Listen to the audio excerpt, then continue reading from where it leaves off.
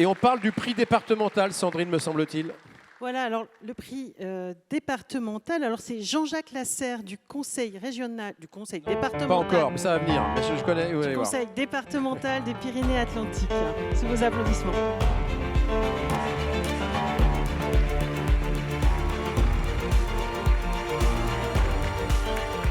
Bonsoir, monsieur Lasserre.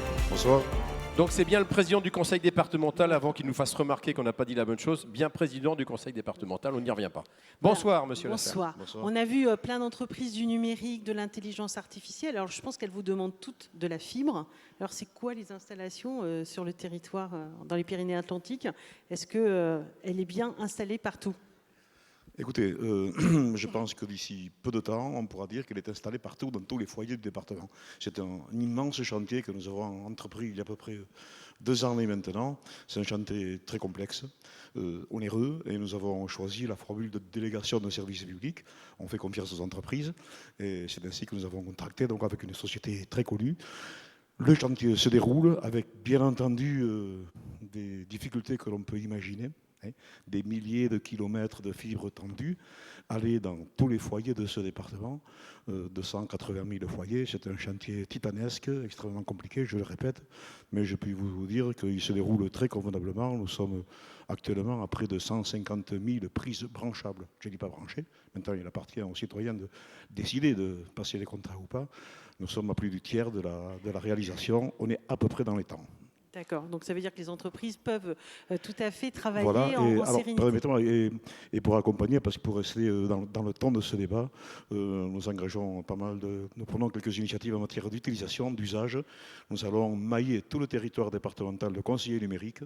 Nous faisons partie des départements qui sont allés assez remarqués sur un plan national, ce qui nous a valu, de la part de l'État, la possibilité d'embaucher une quarantaine de conseillers numériques qui vont faire de l'animation sur le terrain pour essayer d'initier les populations, et notamment ceux d'entre nous qui ne sont pas en aptitude pour le moment, parce que non équipés ou insuffisamment avertis, de rentrer dans ces nouvelles disciplines. Et nous avons lancé là, également certaines opérations de direction du commerce.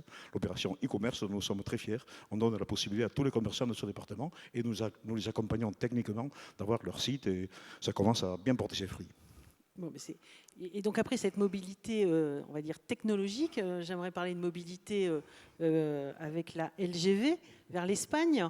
Je crois que c'est un facteur important de développement pour le département. Alors, question simple, vous y êtes favorable en fait?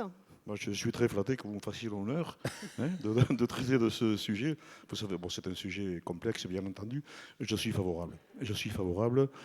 Si j'ai eu manifesté comment dirais-je, quelques souhaits, c'est sur les maquettes financières, on y reviendra. Moi, j'ai bon espoir que ceci sera réglé. Je suis favorable, bien entendu, parce que nous sommes en Pays Basque. Alors, je le dis, c'est un débat qu'il faut engager sans passion, sans invective. C'est mal parti de ce côté-là. Non, mais c'est pour ça que je le dis. Mais je pense qu'on peut dire les choses avec précision et courtoisement.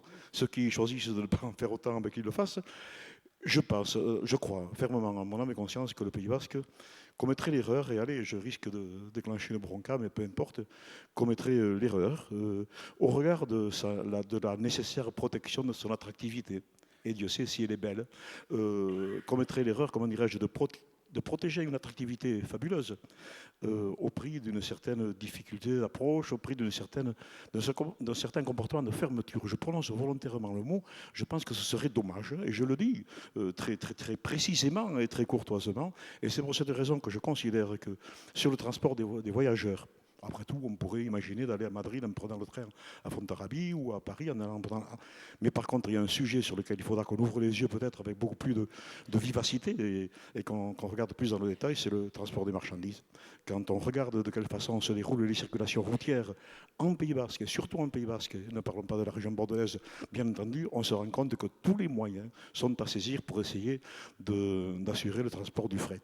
J'étais ces jours-ci, pardonnez-moi, mais j'ai même peu de passion, j'étais ces jours-ci en discussion avec les responsables de l'autre côté de la frontière qui me disent le souhait qu'ils ont, notamment la place de Bilbao. Maintenant que les écartements seront cohérents entre l'Espagne et la France, ils sont convaincus que le ferroviaire sera une belle situation pour le fret, et je crois qu'il faut que dans nos esprits, on réfléchisse à tout ceci et qu'on intègre ces arguments dans nos raisonnements et dans nos prises de décision. En tout cas, le département, bien sûr, il faudra voter, mais je fais partie des présidents qui essaient de donner une indication de tendance, le département votera pour. Voilà, je pense que donc tous les éléments que vous avez dit entre le transport, la mobilité, la fibre, ça, c'est pour accueillir les entreprises sur votre territoire. Alors ce prix départemental, vous allez le remettre à quelle entreprise? Le vainqueur est... Le vainqueur est... À une entreprise du Pays Basque, au groupe Castillon.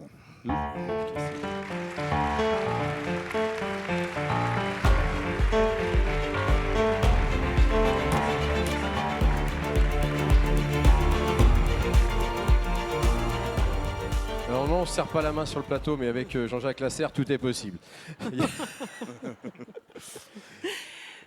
Bienvenue en tout cas au vainqueur. Arnaud Castillon, on est ravis de vous accueillir sur ce plateau. Alors tout à l'heure, je disais que vous étiez une ETI du territoire, mais j'imagine que vous avez commencé plus petit, ou votre père, plus précisément. Alors c'est quoi l'histoire du groupe Castillon? Voilà, donc le groupe Castillon est aujourd'hui une ETI du BTP, comme vous le dites, implantée en région Nouvelle-Aquitaine. Je vais vous m'expliquer. Voilà, parce que, Absolument. Voilà. Donc les racines de ce groupe Castillon sont à Saint-Palais, je précise, dans le Pays Basque. Et non dans le Béarn. C'est très important, c'est très important. J'ai mon conseiller départemental qui est à côté de moi, et c'est très important. Donc c'était à Saint-Palais, dans le Pays Basque. Voilà, donc c'est mon père qui a créé l'entreprise dans les années 60, au retour de l'armée. Voilà, il a créé son entreprise à Saint-Palais. Mon père est un passionné des travaux publics. Donc, il a créé son entreprise à Saint-Palais et puis il m'a transmis sa passion. Voilà, je pense que c'est très important de parler de transmission de passion parce que tout jeune, je savais, voilà, j'avais un destin. Je pense que j'avais un destin parce que voilà, j'ai vécu tout jeune dans cette ambiance des travaux publics à Saint-Palais. J'ai connu les bureaux de l'entreprise dans la maison, donc forcément on parlait travaux publics du lundi au dimanche soir. Voilà. Donc, et vous avez commencé vers quel âge à reprendre cette entreprise? Je crois que c'est très jeune en fait. Très tôt, voilà, à 24 ans, donc j'ai repris l'entreprise de mon père. Vous l'avez fait grandir en fait. Après. Voilà, ma sœur m'a rejoint rapidement. Ma sœur avait une formation d'expert comptable, m'a rejoint dans l'aventure. Et puis on a repris cette entreprise familiale. C'est vrai que à ce moment-là, voilà, mon père comment dirais-je, si vous voulez, à ce moment-là, mon père m'a transmis cette entreprise et m'a laissé les responsabilités très tôt. Je pense que c'est important de savoir prendre des responsabilités ou de pouvoir prendre des responsabilités très tôt. Vous vouliez peut-être le saluer là ce voilà, soir. Donc oui, bien sûr, il est présent dans la salle. Donc voilà, j'ai 25 ans, je reprends l'entreprise avec ma sœur. Et puis, voilà, on s'ennuie un petit peu à Saint-Palais parce qu'on est un peu loin des pôles économiques, Bayonne, Pau, et on n'arrivait pas trop à se développer là depuis Saint-Palais. Et on s'est dit, on va faire de la croissance externe. Donc on a eu une première opportunité à Pau, l'entreprise Marsol, une autre ensuite sur Bordeaux, ensuite le Pays Basque, et voilà, on a racheté une dizaine d'entreprises dans la nouvelle région Aquitaine. Donc aujourd'hui, le groupe Castillon, c'est 4 métiers. Un premier métier, donc les travaux publics, où nos clients sont les collectivités locales, les communes, le département, les agglos. On a un deuxième métier où on fait du bâtiment, de la construction de logements, du gros œuvre. Donc nous avions racheté l'entreprise Lapix Bâtiment à Saint-Jean-de-Luz, qui est très présente ici sur la côte basque. On a une deuxième entreprise qui pèse également sur le bassin d'Arcachon, l'entreprise Arcas, où on construit de la villa de luxe haut de gamme en tout cas. Haut de gamme, voilà, donc sur le Lège-Cap-Ferré, tout le pourtour du bassin, et également pour des promoteurs sur la région bordelaise. On a un troisième métier. Alors, c'est un métier un peu confidentiel parce que voilà, on extrait des minéraux industriels sur une vingtaine de départements en France. C'est une entreprise qu'on a rachetée à Périgueux et c'est assez méconnu du public, mais c'est un métier. Voilà, on extrait des matériaux. Donc, pour extraire ces matériaux rares, il faut sortir des gros volumes de terre. Donc, on a un très gros parc de matériel qui se balade sur la Dordogne, sur le centre de la France, on remonte jusqu'à Tours. On extrait ces gros volumes de terre pour pouvoir extraire les minéraux industriels derrière. Vous avez des croissances externes, donc très complémentaires les unes aux autres, en fait. Et je voulais parler du quatrième métier qui est très important, qui est en ligne avec les nouvelles lois là, qui ont été votées, donc la loi climat et résilience. Donc on a également donc, ce quatrième métier où on recycle des matériaux, on revalorise des matériaux, c'est-à-dire qu'on transforme des matériaux de démolition en matériaux de construction. Donc comment on fait ça? Eh bien, voilà, on a acheté des gros concasseurs mobiles qu'on balade également sur une vingtaine de départements en France et on se déplace pour transformer ces matériaux de démolition, de déconstruction en matériaux de construction.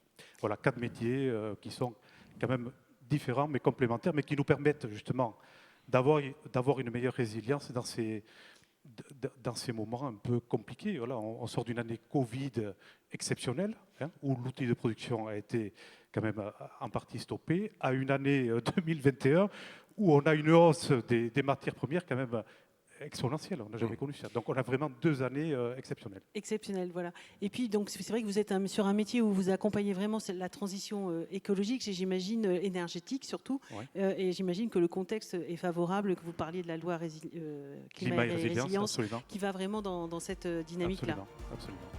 On va vous saluer, vous applaudir. Merci beaucoup.